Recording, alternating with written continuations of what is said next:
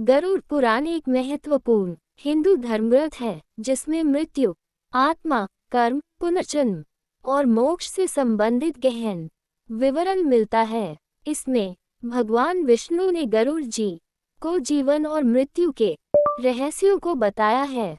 प्रश्न: हमारा भाग्य कब लिखा जाता है? गरुड़ पुराण के अनुसार गर्भ में आने से पहले ही भाग्य लिखा जाता है। गरुड़ पुराण में वर्णन है कि जब जीव आत्मा अपने कर्मों के अनुसार एक नए शरीर में जन्म लेने के लिए गर्भ में प्रवेश करता है तो उसके पूर्व जन्मों के संचित कर्मों के आधार पर उसका नया जीवन निर्धारित होता है। उसे कौन से माता पिता मिलेंगे, किस देश में जन्म होगा, उसका स्वास्थ्य, उम्र, सुख दुख आदि सब कुछ तय हो जाता है।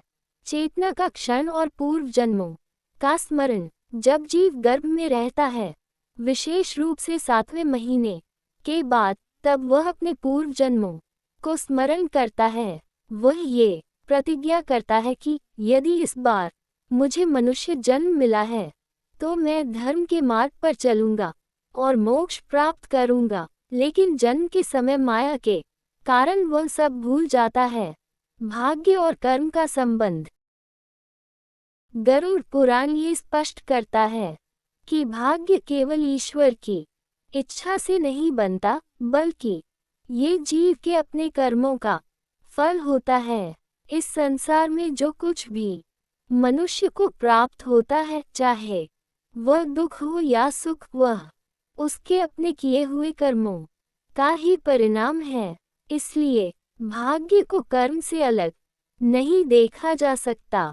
यमराज के लेखाकार: यमराज के पास चित्रगुप्त नामक देवता हैं जो प्रत्येक जीव के कर्मों का हिसाब रखते हैं। जब को आत्मा शरीर छोड़ती है तब उसके कर्मों के अनुसार उसे अगले जन्म का शरीर और जीवन परिस्थितियां मिलती हैं।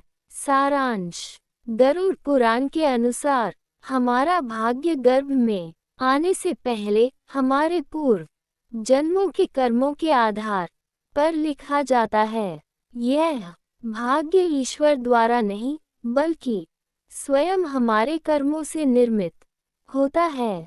ईश्वर केवल न्याय करता है, लेकिन कर्म हमारा अपना है। अतः यदि हम अपना भविष्य बदलना चाहते हैं तो हमें अपने वर्तमान कर्मों को सुधारना होगा। राधे राधे दोस्तों, यदि है आपको प्रसंग अच्छा लगा तो आप इसे लाइक कीजिए, सब्सक्राइब कीजिए और अपने दोस्तों में शेयर कीजिए।